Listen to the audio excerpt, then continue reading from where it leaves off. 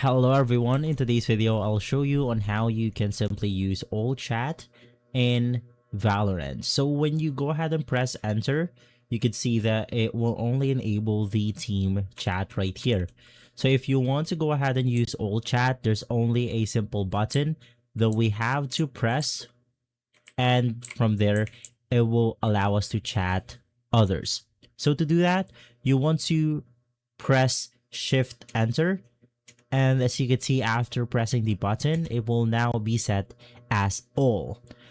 The other thing that you could do is to press tab, and as you can see, it will navigate to team, all, two, and more. But generally, all you have to do is to press shift, enter, and from there, you should be good to go. If this video has been helpful, leave a like, subscribe, and follow us for more videos like this. Thanks for watching.